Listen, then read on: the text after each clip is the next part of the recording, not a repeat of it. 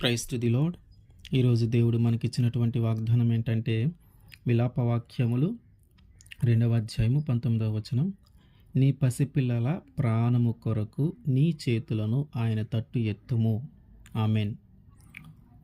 చేతులు ఆయన తట్టు ఎత్తటము అంటే చేతులు ఎత్తి ప్రార్థన చేయటం, అంటే ఆయనకి ప్రార్థన చేయటం. ఎవరి కోసం అంటే మన పిల్లల కోసము. మన పిల్లల ప్రాణము కొరకు ఆయనకి మనము ప్రార్థన చేయాలి. వారి యొక్క ప్రాణము కొరకు, ఆరోగ్యము కొరకు, వారికి ఏ మరణకరమైన వ్యాధి రాకుండా ఉండటము కోసము, అపాయం ఏది వాళ్ళ మీదకి రాకుండా, నిందలు ఏవి వాళ్ళ మీదకి రాకుండా మనము ప్రార్థించాలి. వారి చదువు కొరకు, వారి యొక్క ఉద్యోగము కొరకు, వారు ఉన్నతమైన స్థితిలో ఉండటము కొరకు మనము ప్రార్థించాల. తల్లిదండ్రులు చాలామంది కూడా వారి యొక్క ఉన్నతమైన స్థితులను బట్టి, అంటే వారికి ఉన్నటువంటి ఆర్థిక పరిస్థితులను బట్టి వారు ప్రార్థించటం చాలా తక్కువగా ఉంటూ ఉంది. చాలామంది కూడా వారి యొక్క ఉద్యోగాన్ని బట్టి కానీ, వారి యొక్క అధికారం బట్టి కానీ, వారి యొక్క వ్యాపారాన్ని బట్టి కానీ, వారికి పూర్వీకుల నుంచి వచ్చినటువంటి ఆస్తులను బట్టి కానీ వారు వారి పిల్లలకి అవన్నీ సమృద్ధిగా కలుగజేస్తూ ఉన్నారు. కానీ వారిని గురించి ప్రార్థన చేయటం చాలా తక్కువగా ఉంటుంది. వారు అవసరాలన్నీ తీర్చగలుగుతూ ఉన్నారు. వారి యొక్క ఏదైనా ప్రమాదము జరిగినా, ఏదైనా వ్యాధి వచ్చినా, ఏదైనా రోగం వచ్చినా వారు చూపించుకోవటానికి లేదా వారి ఆ రోగము తగ్గటానికి ఎంత అయితే అవసరమవుతుందో అంతా వారు పెట్టగలుగుతూ ఉన్నారు ధనాన్ని. కానీ ఏదైతే శ్రమ వచ్చిందో దానికోసం వారు ప్రార్థన చేయటం మాత్రము వారికి తెలియట్లేదు. సాధారణంగా ఉన్నవాళ్ళు ఏం చేస్తూ ఉంటారంటే, ఎవరికైతే బాగా ధనం ఉందో వారి పిల్లల గురించి వారు చాలా ధీమాగా, ధైర్యంగా ఉంటారు. ఎందుకంటే వీరు సంపాదించినా సంపాదించకపోయినా మేము సంపాదించి ఉంచాము కాబట్టి ఇక వీరికి ఎట్లాంటి బాధ లేదు. వారు సంపాదించినా సంపాదించకపోయినా ఏం ఇబ్బంది లేదు. వాళ్ళు తిన్నంత కాలం తరగనంత ఆస్తి మేము సంపాదించాము కాబట్టి వాళ్ళ గురించి వారు ఆలోచించుకోవాల్సిన పని లేదనే ధైర్యంగా ఉంటూ ఉంటారు. కానీ వారి కోసము ప్రార్థన చేయరు. ఈ ఆస్తిని బట్టి కానీ వాళ్ళు ఆరోగ్యంగా లేకపోయినా, వారిలో సమాధానం లేకపోయినా నువ్వు సంపాదించినదంతా కూడా వృధా అయిపోతుంది. అంటే ఏంటంటే మనము మన పిల్లల కోసం ప్రార్థన చేయాలా.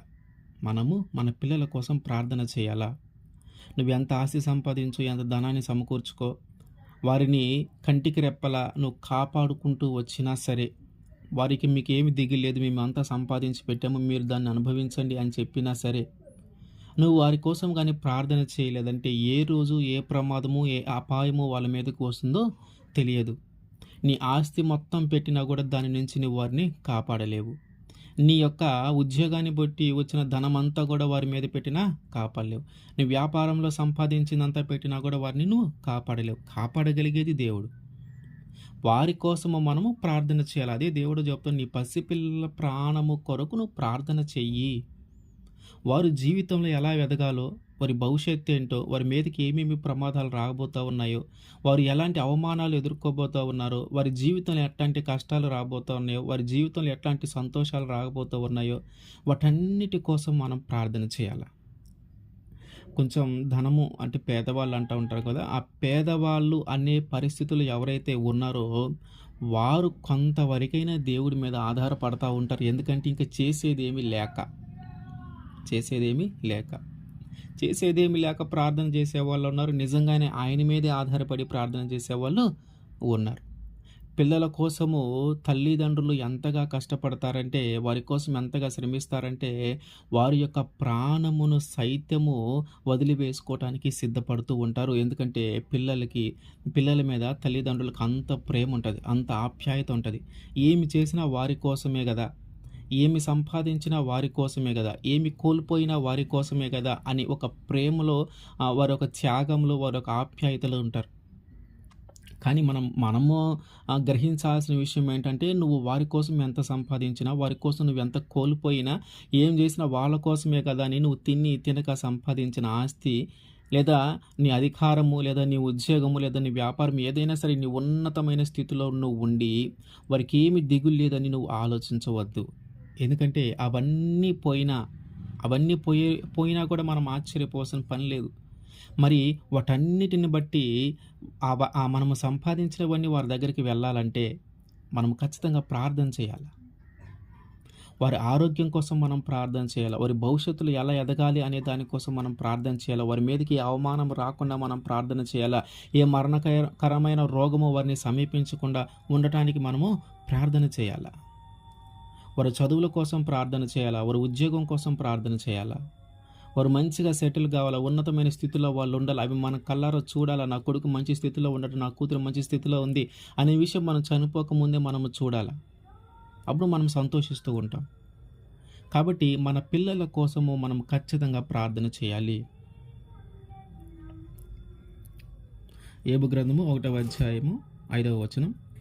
వారి వారి విందు దినములు పూర్తి కాగా యోబు తన కుమారులు పాపము చేసి తమ హృదయములలో దేవునిని దూషించిరేమో అని వారిని పిలువనంపించి వారిని పవిత్రపరచి అరుణోదయమున లేచి వారిలో ఒక్కొక్కరి నిమిత్తమై దహన బలి అర్పించుచూ వచ్చెను. యోబు నిత్యము అలాగూ చేయుచుండెను.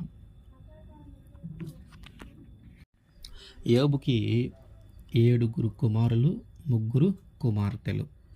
అయితే వీళ్ళు ఏం చేస్తూ ఉంటారంటే, ఒక్కొక్క కొడుకు, ఒక్కొక్క కుమారుడు ఒక్కొక్క వంతు చొప్పున వారి వారి ఇంటిలో భోజనాన్ని ఏర్పాటు చేసుకొని, వారి చెల్లెళ్ళు కానీ అక్కలు కానీ అయినటువంటి వారి 3 కూడా వారు పిలుచుకుంటూ ఉండేవాళ్ళు.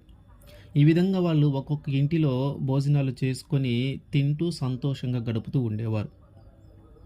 ఈ తింటూ సంతోషంగా ఉండే టైంలో సాధారణంగా తండ్రి ఏం ఆలోచిస్తాడంటే, వారు మంచిగా ఉన్నారు, సంతోషంగా ఉన్నారు, నా కొడుకులు సంతోషంగా ఉండటానికి, నా కూతుళ్ళు సంతోషంగా ఉండటానికి నేను మంచిగా సంపాదించి ఉంచాను. దానిని బట్టి ఆయన కూడా సంతోషిస్తూ ఉంటాడు. కానీ ఇక్కడ ఏం ఆలోచిస్తూ ఉన్నాడంటే, వీళ్ళు సంతోషంగా ఉన్నారు, ఆనందంగా ఉన్నారు, వీళ్ళకి ఇంత ధనము లేదా ఇంత ఆస్తి నేను పెట్టగలిగాను. దానిని బట్టి, అంటే వాళ్ళకు కలుగుతున్న సంతోషాన్ని బట్టి, వాళ్ళు అనుభవిస్తూ ఉన్న దాన్ని బట్టి, వాళ్ళకు ఉన్నటువంటి ఆనందాన్ని బట్టి ఒకవేళ దేవుణ్ణి దూషిస్తారేమో. మన దగ్గర బాగా ధనం ఉన్నప్పుడు, మన దగ్గర బాగా ఆస్తి ఉన్నప్పుడు దేవుని మనం లెక్క చేయం. దేవుని మనము లెక్క చేయం. ఆ దేవుడిది ఏముందిలే అన్న ఉద్దేశంలో మాట్లాడుతూ ఉంటాం.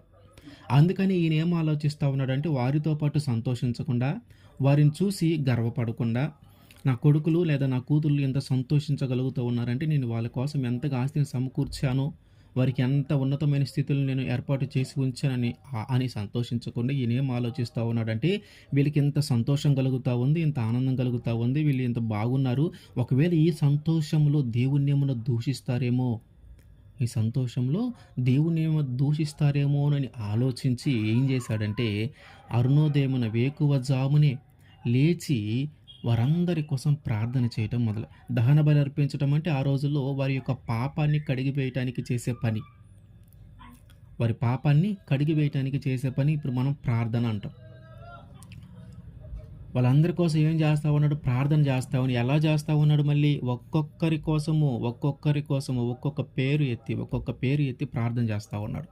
మనము కూడా మన పిల్లల కోసం చేసేటప్పుడు ప్రార్థన ఎట్లా చేయాలంటే, నా పిల్లల్ని కాపాడు అని మనము అనేదానికంటే కూడా ఒక్కొక్కరి పేరు మాట్లాడుతూ, ఒక్కొక్కరి పేరు దేవుడికి తెలియజేస్తూ, వారి యొక్క బాధలు, వారి యొక్క సంతోషాలు, వారి యొక్క కష్టము, వారికి ఉన్నటువంటి శ్రమలు, ఇవన్నీ కూడా మనము దేవుడి దగ్గర మాట్లాడుతూ, దేవుడికి ప్రార్థన చేస్తూ, వాళ్ళ జీవితాలు మార్చడానికి మనము చేసే ఒక ప్రార్థన చేయాలి మనం.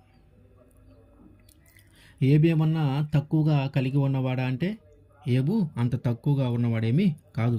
అతనికి 7,000 గొర్రెలను, 3,000 ఒంటెలను, 500 జతల ఎడ్లను, 500 ఆడు గాడిదలను కలిగి బహుమంది పనివారును అతనికి ఆస్తిగా నుండెను గనుక తూర్పు దిక్కు జనులందరిలో అతడి గొప్పవాడిగా ఉండెను. తూర్పు దిక్కు జనులందరూ, ఒక దిక్కున నివసించేటటువంటి ప్రజలందరిలో కూడా ఆయనే గొప్పవాడు, ఆయనే ఐశ్వర్యవంతుడు, ఆయనే ధనవంతుడు. మరి అంతటి వ్యక్తి ఇంక నాకేమి ప్రశాంతంగా జీవించొచ్చు. నా పిల్లలు గూడా ఎన్ని సంవత్సరాలు, ఎన్ని తరాలు తిన్నా గూడా తరగనంత ఆస్తి నేను సంపాదించి పెట్టుకున్నాను. కాబట్టి ఇక దిగులు పడాల్సిన పని లేదు. నా పిల్లలు గూడా దుఃఖపడవలసిన పని లేదు. నా పిల్లలు గూడా బాధపడవలసిన పని లేదు. ఎందుకంటే వాళ్ళకి తిన్నా గూడా తరగనంత ఆస్తి నేను సంపాదించి పెట్టాను అని ఆయన అనుకోవటల్లా. ఏం ఆలోచిస్తున్నాడంటే వారికి సంతోషం కలుగుతా ఉంది. వారికి వారికి ఆనందం కలుగుతా ఉంది. ఇదిగో వారు ఆనందపడటానికి, వారు సంతోషపడటానికి కావాల్సినటువంటి వసతులన్నీ నేను ఏర్పాటు చేసి ఉంచాను. ఇక వారు దిగులు పడవలసిన పని లేదు అని ఆలోచించి అంతట్లా ఆగట్ల. ఏమనుకుంటున్నాడంటే సంతోషంగా ఉన్నప్పుడు పొరపాటున ఏమైనా దేవుడిని దూషిస్తా ఉన్నారేమో! పొరపాటున దేవుడిని ఏమైనా దూషిస్తా ఉన్నారో వాళ్ళకి తెలీదు గదా! దేవుడు నాకిచ్చాడని. దేవుడి వలనే, దేవుడి దయ వలనే, దేవుని కృప వలనే మనం ఇంత ఆస్తి, మనం ఇంత ఉన్నతమైన స్థితిలో మనం ఉన్నామని వారికి తెలియక, ఒకవేళ దేవుణ్ణి ఏమైనా దూషిస్తా ఉన్నారేమో, దేవుణ్ణి ఏమైనా దూషిస్తా ఉన్నారేమోనని ఆలోచించి, వారందరి నిమిత్తము అరుణోదయమునే లేచి, వారందరి కోసం ప్రార్థన చేస్తా ఉన్నాడు. ఒక్కొక్కరి పేరు, ఒక్కొక్కరి పేరు, ఒక్కొక్కరి పేరు మీద. తల్లిదండ్రులుగా మనము చేయాల్సింది కూడా అదే. ఆయనేం తక్కువవాడు గాదు. ఎంతో ఆస్తి కలిగిన వ్యక్తి. కాబట్టి ఆయనతో పోల్చుకుంటే మన ఉద్యోగం ఎంతది, మన వ్యాపారం ఎంతది, మన అధికారం ఎంతది, మన ధనం ఎంతది, మన ఆస్తులెంత. ఆయనే ఏం చేస్తా ఉన్నాడు? అరుణోదయమున లేచి ప్రార్థన చేస్తా ఉన్నాడు. ఎవరి కోసం? ఆయన కోసం చేయటల్లా. ఆయనకి కలిగినటువంటి సంతానము కోసము. అది కూడా అందరిని కలిపి కాపాడమని అంటల్లా. ఒక్కొక్కరు పేరు మీద ప్రార్థన చేస్తా ఉన్నాడు. మనము తల్లిదండ్రులైనటువంటి మనము గూడా మనకి ఎంతమంది అయితే సంతానము కలిగి ఉన్నామో ఒక్కొక్కరి కోసము మనం ప్రార్థన చేయాలా. వారికి ఆనందము కలిగినప్పుడు గానీ, సంతోషము కలిగినప్పుడు గానీ వారు దేవుణ్ణి దూషించకుండా, దేవుడంటే లెక్క లేకుండా ఉండేలాగా మనము వారిని తీర్చిదిద్దటానికి మనం ప్రార్థన చేయాలా. సంతోషంగా ఉన్నామని దేవుని మర్చిపోతారేమో, సంతోషం, ఆనందము ఎక్కువైందని దేవుణ్ణి దూషిస్తారేమోనని బాధపడుతూ మనము వారి కోసం ప్రార్థన చేయాలా.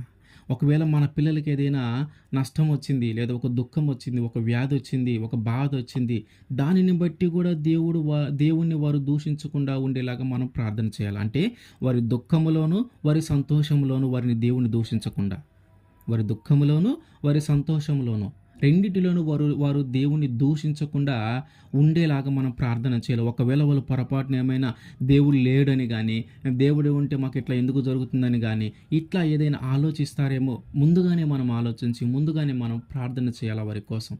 వారి జీవితాల కోసం వారు ప్రార్థన చేసుకుంటున్నారో లేదో తర్వాత సంగతి.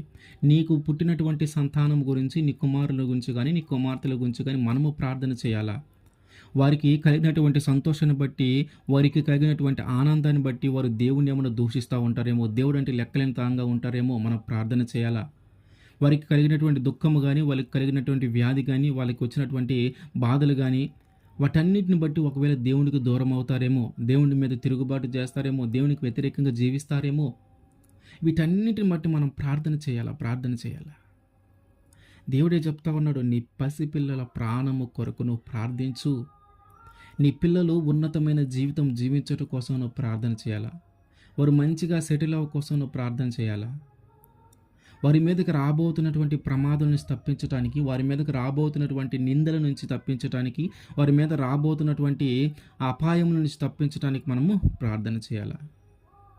మనం అనుకుంటూ ఉంటాం, ఏం చేసినా మీకోసమే కదా, ఏం చేసినా వాళ్ళ కోసమే కదా, ఏం చేసినా ఎంత సంపాదించినా వాళ్ళ కోసమే కదా, మేమేమి కోల్పోయినా అది నా పిల్లల కోసమే అని మనం ఎంతో గర్వంగా చెప్తూ ఉంటాం. తల్లిదండ్రులుగా మనకు అంత ప్రేమ వాళ్ళ మీద ఉంటుంది. ఏమి చేసినా పిల్లల కోసమే. నాదేముంది, పిల్లలు చక్కగా ఉంటే చాలు, నాదేముంది, పిల్లలు బాగుంటే చాలు, మాదేముంది, పిల్లలు మంచిగా ఉంటే చాలు అని ఆలోచించే తల్లిదండ్రులే అందరూ. పిల్లల విషయంలో ఏ తల్లిదండ్రులు కూడా కర్కశంగా, కఠినంగా ఉండరు. అందరికీ వారంటే ఇష్టమే, అందరికీ వారంటే ప్రేమే. అయితే ఈ ప్రేమలో, ఈ అధికమైన ప్రేమలో మనం చేస్తూ ఉన్నటువంటి తప్పేంటంటే, వారికి అన్ని విధాల వారు కోరినటువంటి ప్రతిదీ మేము వాళ్ళకి ఇవ్వగలుగుతూ ఉన్నాము. ఏదో ఒకటి చేసి వారు అడిగింది మనం వాళ్ళకి ఇవ్వగలుగుతూ ఉన్నాము, కానీ వారి కోసం మనం ప్రార్థన చేయటం లేదు. వారి కోసము మనం ప్రార్థించట్లా. వేకువజామునే లేచి మనం ప్రార్థన చేయాలి వారి కోసము. నీ పిల్లలకి అన్నీ ఇవ్వగలిగిన స్థితిలో నువ్వు ఉంటే మంచిది, చాలా గొప్ప. కానీ వారి కోసం మనం ప్రార్థన కూడా చేయాలి. ఒక తల్లిగా, ఒక తండ్రిగా నీ కొడుకు గానీ, నీ కూతురు గానీ నేనేదైనా అడిగితే కొనివ్వగలిగిన స్థితిలో నువ్వు ఉండటం మంచిదే. దేవుడు కూడా చెప్తా ఉన్నాడు, నీ పిల్లల కోసము ఆస్తిని సమకూర్చు. నీ పిల్లల కోసం ఆస్తిని సమకూర్చు. ఆయనే చెప్తా ఉన్నాడు. సంపాదించు వారి కోసము. అట్లాగని వారికి అన్ని వసతులు నేను తీర్చాను కాబట్టి ఇక నాకేం బాధ్యత లేదు. వారికి పెళ్లి చేసి పంపించాను కాబట్టి ఇక నాకేం బాధ్యత లేదు. వాళ్ళ కుటుంబం వేరైంది కాబట్టి ఇక నాకేం బాధ్యత లేదు. నా కుమారుడు పెళ్లి చేసుకున్నాడు, వారు వేరే కాపురం పెట్టుకున్నారు కాబట్టి ఇక నాకేం బాధ్యత లేదు అని మనం ఆలోచించకూడదు. పిల్లల కోసము తల్లిదండ్రులు ఎల్లప్పుడూ ప్రార్థన చేస్తూనే ఉండాలి, ప్రార్థన చేస్తూనే ఉండాలి. మనము చేసేటటువంటి ప్రార్థన వాళ్ళని కాపాడుతూ ఉంటుంది. వారు పొరపాటున దేవుని ఏమన్నా దూషించిన, వారు పొరపాటున సంతోషాన్ని బట్టి కానీ, దుఃఖాన్ని బట్టి కానీ, కుటుంబంలో సంబంధం లేకపోయినా బట్టి కానీ, ఏదో ఒక విధాన దుఃఖం కానీ, బాధ కావచ్చు, సంతోషం కానీ, ఆనందం కానీ కావచ్చు, ఇది ఏదైనా సరే దేవుణ్ణి దూషించకుండా, దేవునికి వ్యతిరేకంగా లేకుండా, దేవుడంటే లెక్కలేని తరంగా లేకుండా వారు ఉండేలాగా మనం ప్రార్థన చేయాలి. వారికి అన్నీ మనం ఇస్తాం. మంచి విద్యని ఇస్తాం, మంచి బట్టల్ని ఇస్తాం, వాళ్ళకి కావాల్సిన అవసరతలు అన్నీ మనం తీరుస్తూ ఉన్నాం. దాన్ని బట్టి మనం ఎంతగానో సంతోషిస్తూ ఉంటాం. అట్లాగే మనము అంతటితో సరిపోదనమాట. మనం వారి కోసం ప్రార్థన కూడా చేయాలి. నీ పిల్లల కోసం నువ్వు ఎంతగా రోదన చేస్తావో, నీ పిల్లల కోసం నువ్వు ఎంతగా ఏడ్చి ప్రార్థన చేస్తావు, నీ పిల్లల కోసం ఎంతగా ఉపవాసం ఉండి ప్రార్థన చేస్తావో, వేకువజామునే లేచి నీ పిల్లల కోసం ఎంతగా పేరును బట్టి ఎంతమంది ఉంటే అంతమంది పేరుని బట్టి ప్రార్థన చేస్తూ ఉంటావో, ఆ ప్రార్థన వారిని ఎల్లప్పుడూ కాపాడుతూ ఉంటుంది. వారికి తెలియదు వారి చిన్నపిల్లలు, వారికి తెలియదు వారి యవనస్తులు, వారికి తెలియదు వారు ఇప్పుడు ఆ యుక్త వయసులో ఉన్నారు కాబట్టి వారికి దేవుడు ఏం చేయగలుగుతాడు, దేవుడు ఎలా కాపాడగలుగుతాడు, దేవుడు ఎట్లా రక్షించగలుగుతా వారికి తెలియకపోవచ్చు. మనం నేర్పించుకోవాలా, మనం ప్రార్థన చేయాలి. వారు చేసినా చేయకపోయినా మనం ప్రార్థన చేయాలి వారి కోసం. అప్పుడే వాళ్ళ జీవితాలు బాగుంటాయి. మనం చూస్తూ ఉంటాం చెల్లాచెదురైన కుటుంబాలు, తల్లిదండ్రులు వంటి లెక్కలేని పిల్లలు, తల్లిదండ్రులు కొట్టే పిల్లలు.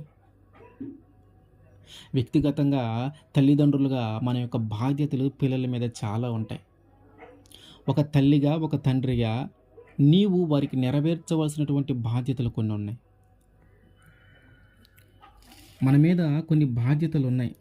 ఒక తల్లిదండ్రులుగా మనము పిల్లలకి ఏమేమి చేయాలి, తల్లిదండ్రులుగా పిల్లలకి ఏమేమి చేయాలి. నిర్గమకాండము 6వ అధ్యాయము 7వ వచనం, నీవు నీ కుమారులకు వాటిని అభ్యసింపజేసి నీ ఇంట కూర్చుండినప్పుడును, త్రోవ నడుచున్నప్పుడును, పండుకొనినప్పుడును, లేచినప్పుడును వాటిని గురించి మాట్లాడవలెను. ఏం చేయాలంట? విద్య అభ్యసింపజేయాలి. అంటే చదువు చెప్పించాలి, చదువు నేర్పించాలి. తల్లిగా తండ్రిగా నీ బాధ్యత అది. తల్లిగా తండ్రిగా నీ బాధ్యత ఏంటి? చదువు చెప్పించటం, చదువు నేర్పించటం, పిల్లలు చదువుకునేలాగా చేయటం నీ బాధ్యత. మనం చూస్తూ ఉంటాం చదువుకునే విషయంలో స్త్రీలలో, ఆడపిల్లల విషయంలో చాలామంది అన్యాయంగా ఆలోచిస్తూ ఉన్నారు. వారికి తెలివి ఉంది, వారికి జ్ఞానం ఉంది, వారు మంచిగా చక్కగా చదవగలుగుతూ ఉన్నారు. కానీ వారిని కొంతవరకు మాత్రమే చదివిస్తూ ఉన్నారు, కానీ ఉన్నత చదువులకు వారిని తీసుకొని వెళ్ళటం లేదు. చాలామంది అసలు కొంచెం చదివితే చాలు, కొంచెం జ్ఞానం ఉంటే చాలు అన్న ఉద్దేశంతో కొంచెమే చదివిస్తూ ఉన్నారు. వారి పట్ల మనకు అంత వివక్ష అవసరం లేదు. వారు కూడా మన సంతానమే, వారు కూడా మన పిల్లలే. చదువు మంచి జ్ఞానాన్ని ఇస్తుంది.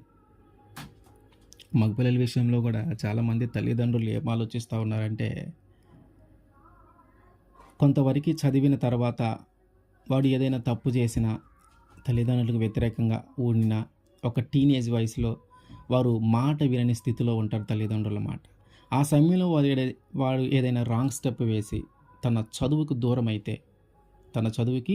దూరమైతే ఆ దూరమైన దానిని బట్టి తిరిగి వారిని ఆ స్కూల్లో లేదా ఆ కాలేజీలో జాయిన్ చేయించడం ఆపివేసి చదివిన ఇంతవరకు చాలే అని చెప్పి వారిని పనికి పంపించే పరిస్థితిలో ఉన్నారు. పనికన్నా వెళితే కొంచెమన్నా సంపాదించవచ్చు, కొంచెమైనా ఆర్థిక పరిస్థితులు మెరుగుపడతా ఉంటాయి అని వారు ఆలోచించి ఆ ఉన్నతమైన చదువులకు వారిని తీసుకొని వెళ్లకుండా వారు పనికి పంపిస్తూ ఉన్నారు పిల్లల్ని. దేవుడు ఏం చెప్తా ఉన్నాడంటే, నీ పిల్లల్ని చదువుకునేలాగా చెయ్యి, నీ పిల్లలకి చదువు నేర్పించు, వారికి చదువు చెప్పించు, వారిని అభ్యసింపచేయి అని దేవుడు చెప్తా ఉన్నాడు. కానీ మనమేంటంటే పరిస్థితిని బట్టో లేకపోతే ఇంకా కారణాలు బట్టో మనము వారిని ఉన్నతమైన చదువులు చదివించడానికి మనము సిద్ధంగా లేము. ఇష్టపడట్లేదు కొంతమంది. వాస్తవంగా మాట్లాడడానికి కొంతమంది ఇష్టపడట్లే. అంత చదువులు చదివించటం ఎందుకు? వారు ఏమంత ఉద్యోగం చేస్తారని, ఏమంత సాధిస్తారని. మనం బాగా గుర్తుపెట్టుకోవాల్సిన విషయం ఏంటంటే చదువు జ్ఞానాన్ని ఇస్తుంది, ఉద్యోగాన్ని ఇవ్వదు. చదువు జ్ఞానాన్ని ఇస్తుంది, తెలివితేటలను ఇస్తుంది. దేవుడు ఒక ప్రణాళిక ఏర్పాటు చేశాడు.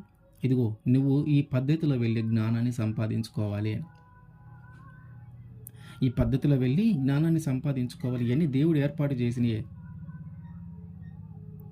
దేవుడి ఏర్పాటు లేకుండా చదువు అనేది ఈ భూమి మీదకి రాదు. దేవుని ఏర్పాటు ఉంది.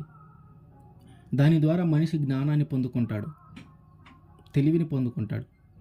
దేవుడికి అది తెలిసే ఈ చదువు అనేది దేవుడు ఏర్పాటు చేసి ఉంచాడు. అందుకని దేవుడే చెప్తాడు, అభ్యసించేలాగా చెయ్యి, చదువు నేర్పించు, చదువు చెప్పించు అని. కాబట్టి తల్లిదండ్రులుగా మన బాధ్యత ఏంటంటే వాళ్ళు ఎంతవరకు చదవగలుగుతారు, వారి యొక్క తెలివి ఏంటి, వారి యొక్క జ్ఞానం ఏంటి, దాన్ని ఎంతవరకు వాళ్ళు అర్థం చేసుకోగలుగుతా ఉన్నారు అది మనం తెలుసుకోవాలా. ఏదో ఆ డబ్బులు ఉన్నాయి కదని చదివేయటము, లేకపోతే కష్టపడి ఇంటికి వస్తూ ఉన్నాం, వారు ఏం చదువుతున్నారు, ఎట్లా చదువుతున్నారు మనకు తెలుసుకునేంత సమయం లేదు అనే పరిస్థితుల్లో మనం ఉండకూడదు. నువ్వు ఎంత కష్టపడి రెక్కల కష్టం చేసుకుని వాళ్ళు చదివిస్తూ ఉన్నావుగా, వాళ్ళు ఏం చదువుతున్నారు, ఎలా చదువుతూ ఉన్నారు, ఎన్ని మార్కులు వస్తావని ఇవన్నీ మనం తెలుసుకుంటూ ఉండాలి. ఏదో నామకార్థానికి అందరూ చదివిస్తూ ఉన్నారు కాబట్టి మనం కూడా చదివించే పరిస్థితిలో ఉంటే పిల్లలు ఏం చదువుతున్నారు, ఎలా చదువుతున్నారు అనేది మనకి తెలియదు. కాబట్టి పిల్లల్ని చదివించవలసిన బాధ్యత తల్లిదండ్రులుగా మన మీద ఉంటుంది. మనము ఖచ్చితంగా వారికి మంచి చదువును, ఉన్నతమైన విద్యను వారికి అందించవలసిన బాధ్యత మనది. కొలసీలకు రాసిన పత్రిక 3వ అధ్యాయము 21వ వచనం. తండ్రులారా, మీ పిల్లల మనసు కృంగకుండునట్లు వారికి కోపము పుట్టింపకుడి. ఏంటంట? వారి మీద మనము ఎల్లప్పుడూ కోప్పడకుండా ప్రేమ చూపిస్తూ వారిని పెంచుకుంటూ ఉండాలి. వారి మనసు కృంగిపోయేలాగా, వారికి బాధ కలిగేలాగా మన నోటి నుంచి అట్లాంటి మాటలు రానివ్వకూడదు. మనం బాగా గమనించాల్సిన విషయం ఏంటంటే తల్లిదండ్రుల నోటి నుంచి ఎలాంటి మాటలు అయితే వస్తూ ఉంటాయో పిల్లలు దాన్ని అనుసరిస్తూ ఉంటారు. మనము మంచి మాటలు మాట్లాడితే వారు మంచి మాటలే మాట్లాడతారు, మనం బూతులు మాట్లాడితే వారు కూడా బూతులే మాట్లాడతారు, మనం తిడతా ఉంటే వాళ్ళు కూడా తిడతా ఉంటారు. తల్లిదండ్రుల దగ్గర నుంచే నేర్చుకుంటారు పిల్లలు. బయట వ్యక్తుల నుంచి నేర్చుకునే దానికంటే కూడా మొదటగా తల్లిదండ్రుల దగ్గర నుంచే ఎక్కువ విషయాలు పిల్లలు నేర్చుకుంటూ ఉంటారు. అందుకని తల్లి తండ్రి మొదటి గురువు అంటారు. తల్లి తండ్రి మొదటి గురువు, వారి దగ్గర నుంచి మొదట చాలా వరకు నేర్చుకుంటూ ఉంటాడు పిల్లలు. కాబట్టి మనం ఏం చేయాలంటే తల్లిదండ్రులుగా ఉన్న మనము వారి మీద ఎల్లప్పుడూ ఎప్పుడూ కోప్పడకుండా వారిని పెంచుకుంటూ ఉండాలి. ఒకవేళ మామూలుగా ఏంటంటే తల్లి కోప్పడితే తండ్రి దగ్గరికి తీయటం కానీ, తండ్రి కోప్పడితే తల్లి దగ్గరికి తీయటం కానీ జరగాలి. ఇద్దరు కోప్పడితే వారి మనసు కృంగిపోతుంది. ఇద్దరు కోప్పడితే వారి మైండ్లో ఒక విధమైన ఆలోచన విధానాలు రేకెత్తుతూ ఉంటాయి. ఒకరైనా దగ్గరికి తీయాలా, ఒకరైనా ప్రేమ చూపించాలా. అట్లాగే మనం కోప్పడిన తర్వాత తిరిగి వారిని దగ్గరికి కూడా తీసుకోవాలి. వారు ఏదైనా ఒక తప్పు చేశారు, వారి మీద మనం కొన్నిసార్లు కోప్పడుతూ ఉంటాం. అస్తమానము కోప్పడకూడదు. అస్తమానము కోప్పడితే వారికి మన మీద ఒక అభిప్రాయం ఏర్పడుతూ ఉంటుంది. వీరు నన్ను తిడుతూనే ఉంటారు, వీరు నన్ను కొడుతూనే ఉంటారు, ఇట్లాంటి అభిప్రాయం ఏర్పడుతూ ఉంటుంది. కానీ అది వారికి మనకి మధ్య ఉన్నటువంటి ఆ ప్రేమను, ఆ ఆప్యాయతను మన నుంచి దూరం చేస్తూ ఉంటాయి. వారి నుంచి మనకు దూరం చేస్తూ ఉంటే మన నుంచి వారికి దూరం చేస్తూ ఉంటాయి. మనం అనుకుంటాం వారికి తెలియదు కదా, అందుకని తప్పు చేశాడు కాబట్టి మనం కొడతా ఉన్నాం, మనం తిడుతూ ఉన్నాం, మనం కోప్పడుతూ ఉన్నాం అని మనం అనుకుంటాం. కానీ వారి మనస్సులో కొన్ని విషయాలు నాటుకుపోతూ ఉంటాయి. నా తండ్రి ఇట్లా, నా తల్లి ఇట్లా అనే కొన్ని విషయాలు వారికి నాటుకుపోతూ ఉంటాయి. ఎల్లప్పుడూ మనము కొడుతూ ఉన్నా, ఎల్లప్పుడూ మనం తిడుతూ ఉన్నా, ఎల్లప్పుడూ మనం కోపడుతూ ఉన్నా, ఇదిగో నా తండ్రి ఇట్లాంటి వాడు, నా తల్లి ఇట్లాంటిదని వారి మనసులో కొన్ని విషయాలు నాటుకుపోతూ ఉంటాయి. కాబట్టి మన పిల్లల విషయంలో మనము వీలైనంత వరకి మనం కోప్పడకుండా, తిట్టకుండా, కొట్టకుండా మనము జాగ్రత్తలు తీసుకోవాలా. ఎల్లప్పుడూ కోప్పడకూడదు మనం. ఒకరు కోప్పడితే ఒకరికి దగ్గర తీయాల. ఒకరు కోప్పడితే ఒకరు దగ్గరికి తీయాల. కాబట్టి మనము మాట్లాడే మాటలు గానీ, మనం ప్రవర్తించే తీరు గానీ, పిల్లలతో మనం ఉండే తీరు గానీ ఎట్లా ఉండాలంటే వారి మనస్సు కృంగిపోయేలాగా మనము ఉండకూడదు. మన మన వారి వారి యొక్క మనస్సు కృంగిపోయేలాగా మనం ఉండకూడదు. మన ప్రవర్తన అట్లా ఉండకూడదు. మన మాట అట్లా ఉండకూడదు. చిన్న పిల్లలు చాలా విషయాలు మనల్ని అడుగుతా ఉంటారు. ఎందుకు? ఏంటి? అది, ఇది అని ప్రతిదీ అడుగుతా ఉంటారు. మనము ఓపికతో సమాధానం చెప్తూ వాళ్ళకి నేర్పించుకుంటూ రావాల. అంతేగాని మనము వాళ్ళు అడుగుతున్నప్పుడల్లా మనం చిరాకు పడటం గాని, మనం వాళ్ళు అడుగుతూ ఉన్నప్పుడల్లా మనం కోప్పడటం గాని చేస్తే వాళ్ళు రెండోసారి అడగరు. వారికి ఇంకెట్లా తెలుస్తది? మనమే నేర్పించుకోవాలా. కాబట్టి మన పిల్లల మీద మనం ఎల్లప్పుడూ కోప్పడకూడదు. వారి మీద ప్రేమ చూపిస్తూ ఉండాల. పిల్లలని మంచి నడవడిక పిల్లలకి మంచి నడవడిక మనం నేర్పించాలి. వాడు చిన్నగా ఉన్నప్పుడే వాడు ఎలా మాట్లాడాలి, ఎట్లాంటి ప్రవర్తన కనపరచాలి, ఏ విషయాలకు కోప్పడాలి, ఏ విషయాలకి శాంతంగా ఉండాలి, ఏ విషయాలు తొందరపడి మాట్లాడకూడదు. ఇదిగో ఇది చేస్తే తప్పు, ఇది చేస్తే ఒప్పు, ఇది చేయకూడదు, ఇది అసభ్యమైన పని. ఇట్లాంటి విషయాలు వారికి మనము చిన్నప్పటి నుంచే నేర్పించాలా. పెద్దవాళ్ళు వచ్చినప్పుడు గౌరవించాలి, వారిని గౌరవంగా మాట్లాడాలి, వారు వచ్చినప్పుడు లేచి నిలబడాలి, గురువును గౌరవించాలి. ఇట్లా ప్రతి విషయాలు వారికి మనము చిన్నప్పటి నుంచి నేర్పించుకుంటూ వెళ్ళాలి. అప్పుడే వారు అప్పుడు పెద్దవారైన తర్వాత వారు దాన్ని ఖచ్చితంగా అనుసరిస్తూ ఉంటారు. సామెతల గ్రంథము 22వ అధ్యాయం 6వ వచనం, బాలుడు నడవవలసిన త్రోవను వాడికి నేర్పుము, వాడు పెద్దవాడైనప్పుడు దాని నుండి తొలగిపోడు. వాడు పెద్దవాడైనప్పుడు ఎట్లా ప్రవర్తించాలి, ఎట్లా మాట్లాడాలి అనేది వాడు చిన్నప్పుడే మనం నేర్పించుకుంటూ వెళ్తే అప్పుడు ఆ పెద్దవాడైన తర్వాత వీటన్నిటిని అనుసరిస్తూ వెళ్తాడు. మనం చిన్నప్పుడే నేర్పించుకుంటూ వెళ్ళాలి. ఎట్లా మాట్లాడాలి, ఎట్లాంటి భాషను ఉపయోగించుకుంటూ ఉండాలి, ఎట్లాంటి ప్రవర్తన మనం కనపరచాలి, ఎట్లాంటి చూపును, ఎట్లాంటి భాషను మనం ఉపయోగించాలి అనేది వారికి మనము నేర్పించుకుంటూ వెళ్ళాలి. మనమే నేర్పించాలి, వేరే ఎవరు నేర్పించరు.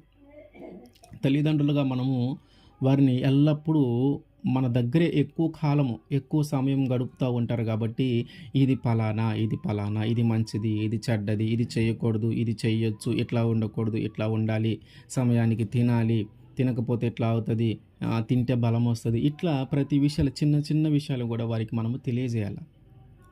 ఇదిగో వీరు అత్త అవుతారు, వీళ్ళు తాత అవుతారు, వీళ్ళని ఇట్లా గౌరవించాలి, వీళ్ళని ఇట్లా పిలవాలి, వీళ్ళని ఇట్లా సంబోధించాలి. ఇదిగో మనం బయటికి వెళ్ళినప్పుడు మీరు ఇట్లా ఉండాలి, లేదా ఎక్కడికన్నా తీసుకుని వెళ్ళినప్పుడు మీరు ఇట్లా ఉండాలి, పెద్దవాళ్ళు వస్తే గౌరవించాలి, వారితో గౌరవంగా మాట్లాడాలి, తల్లిదండ్రులను గౌరవించాలి.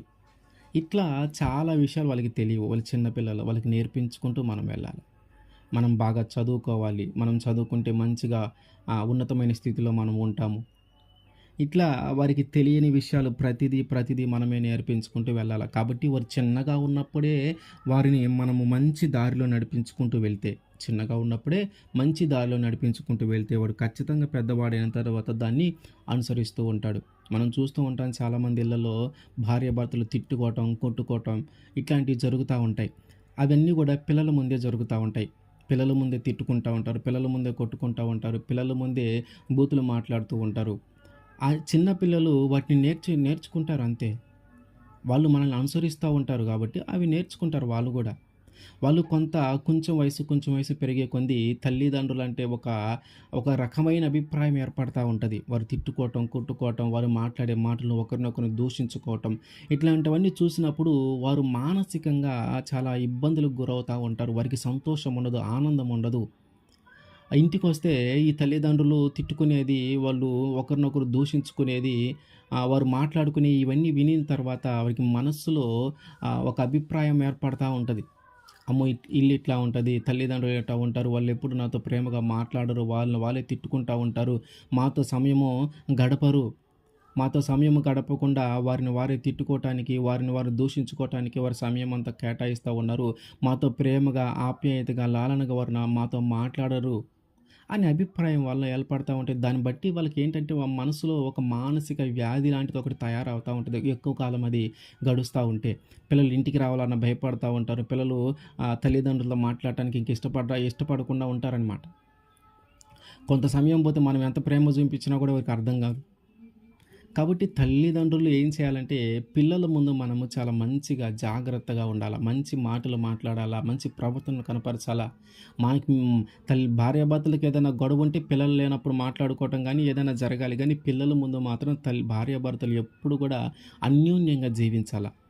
పిల్లల ముందు ఎప్పుడైతే తల్లిదండ్రులు వారి ముందు ఎప్పుడైతే అన్యోన్యంగా, సంతోషంగా జీవిస్తూ ఉంటారో, పిల్లలతో ఎప్పుడైతే ఎక్కువ సమయం గడిపి, వారికి అన్ని విషయాలు నేర్పిస్తూ ఉంటారో, వాళ్ళు అడిగిన ప్రతిదీ వారికి తెలియజేస్తూ ఉంటారో, ఏది మంచి, ఏది చెడు అని ఇట్లా అన్ని విషయాలు వారికి తెలియజేస్తూ ఉంటారు. దానిని బట్టి పిల్లలు భలే సంతోషంగా జీవిస్తూ ఉంటారు. ఏ మానసిక వేదన వాళ్ళలో ఉండదు. పెద్దవారైన తర్వాత కూడా వారు సంతోషమైన జీవితాన్ని గడుపుతూ ఉంటారు. చిన్నప్పుడే గానీ వాళ్ళ మనస్సులో ఒక అభిప్రాయాలు ఏర్పడతా ఉంటే, చిన్నప్పుడే వాళ్ళ మనసును కృంగదీస్తూ ఉంటే, వారు పెద్దవారైన తర్వాత దానిని భరించలేక వారు విచ్చలవిడితనానికి ఒక రకమైన అలవాట్లకి వాళ్ళు అలవాటు పడిపోతూ ఉంటారు. సంతోషమైన జీవితము, మంచి మార్గంలో వాళ్ళు నడవలేరు. వారు మంచి మార్గంలో నడవలేకపోవటానికి కారణము కూడా కొన్నిసార్లు మనమే. ఎందుకంటే మనం ఇంట్లో అట్లాంటి ప్రవర్తన మనము వారి ముందు కనపరచినప్పుడు, అట్లాంటి వాతావరణాన్ని మనం ఇంట్లో కల్పించలేనప్పుడు వారు బయటికి వెళ్తారు.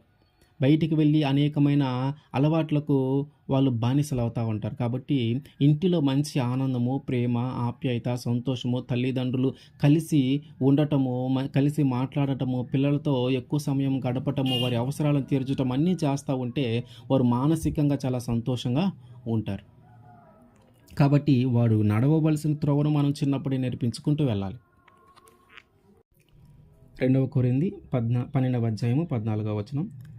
పిల్లలు తల్లిదండ్రుల కొరకు కాదు, తల్లిదండ్రులే పిల్లల కొరకు ఆస్తి కూర్చదగినది కదా. ఏంటంటే పిల్లలు తల్లిదండ్రుల కోసం సంపాదించటము కాదు కానీ, తల్లిదండ్రులే పిల్లల కోసము సంపాదించాలి. మనకున్నటువంటి సంతానానికి, మనకున్నటువంటి పిల్లలకి వారి యొక్క అవసరాలు, ప్రాథమిక అవసరాలు తీర్చగలిగే స్థితిలోనైనా మనము సంపాదించుకోవాలి.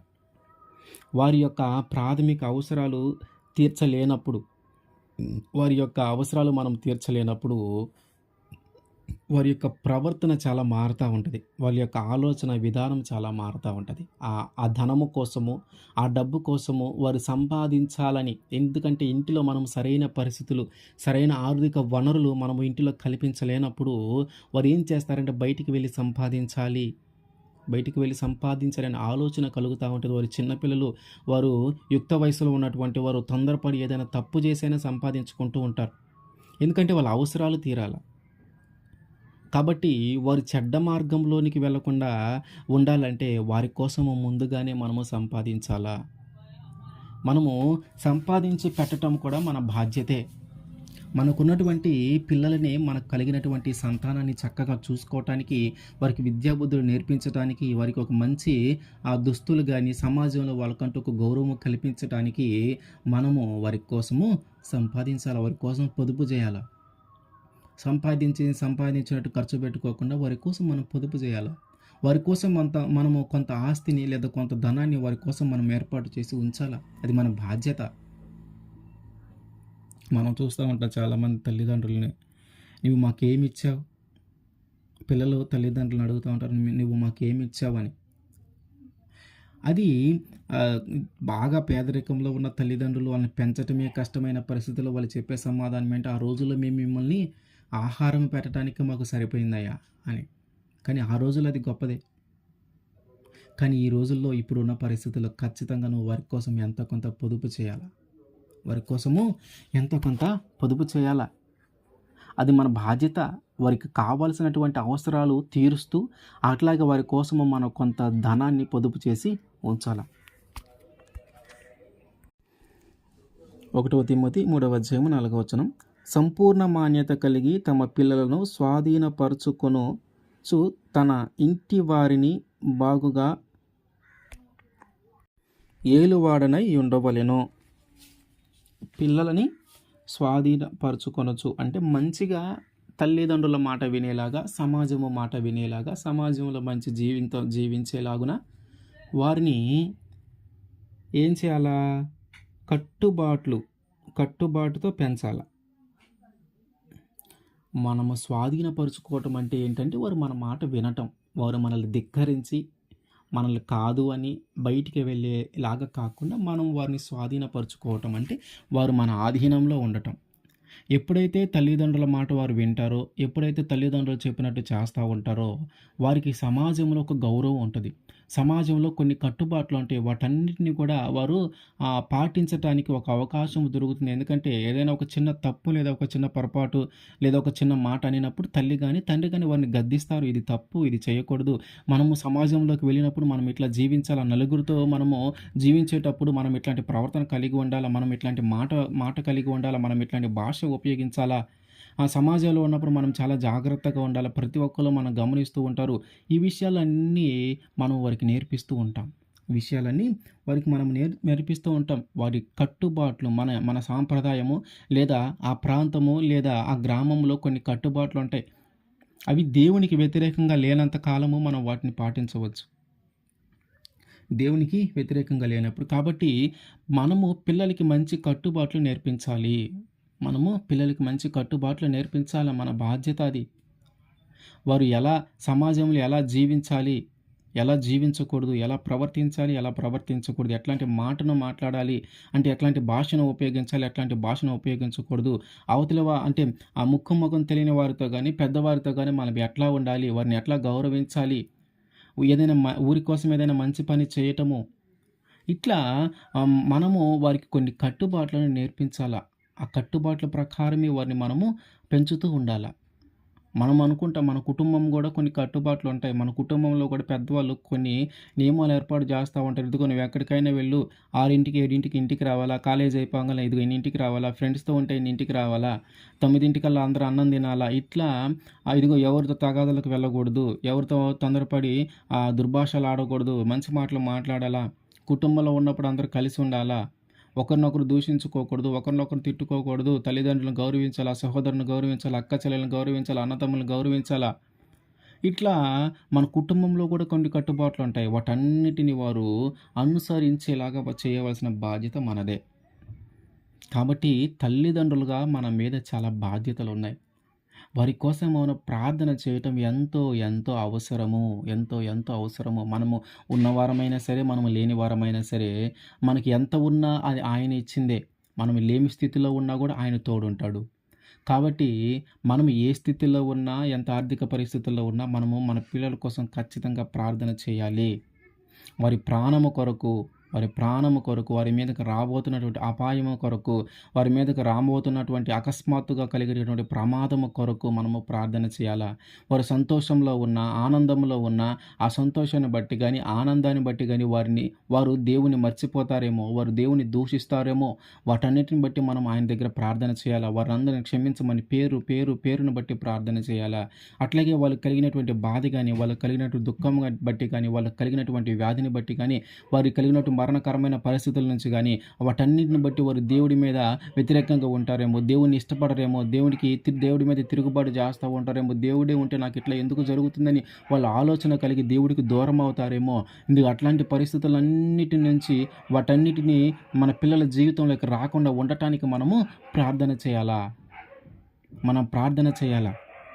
అట్లాగే మనము వారికి విద్యను నేర్పించాలా. విద్యను చదువు చెప్పించాలా. తర్వాత వారి మీద ఎల్లప్పుడూ కోప్పడకుండా వారి మీద ప్రేమ చూపిస్తూ ఉండాలా. వారి కోసం మనము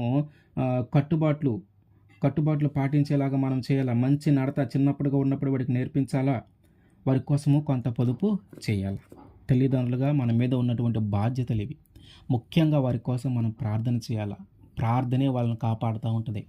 నువ్వు ఎంత ధనాన్ని, ఎంత ఆస్తిని వారికి ఇచ్చినా సరే, ఎంత ఉన్నతమైన స్థితులను వాళ్ళకి కల్పించి ఉంచినా సరే, నీ కొడుకు కానీ, నీ కూతురు కానీ, నీ సంతానం కానీ ఏది అడిగినా వాళ్ళకి ఇవ్వగలిగిన స్థితిలో నువ్వు ఉండటం మంచిదే, గొప్ప విషయమే. కానీ వారి కోసం ప్రార్థన చేయటం అంతకంటే ముఖ్యమైన విషయం. అంతకంటే గొప్ప విషయం ఏంటంటే వారి కోసం ప్రార్థన చేయటం. తల్లిగా, తండ్రిగా నీ బాధ్యత అది. వారి కోసం నువ్వు ప్రార్థన చేస్తేనే ఎల్లప్పుడూ దేవుడు వారిని కాపాడుతూ ఉంటారు. ఎందుకంటే వాళ్ళ పిల్లలు, వాళ్ళకి తెలియదు. వారికి మనం నేర్పించుకుంటూ వెళ్ళాలి. వారి కోసం మనం ప్రార్థన చేయాలి. అప్పుడే దేవుడు వారి ప్రాణాల్ని, వారి జీవితంలోకి రాబోతున్నటువంటి వాటన్నిటి నుంచి ఆయన వారిని విడిపిస్తాడు.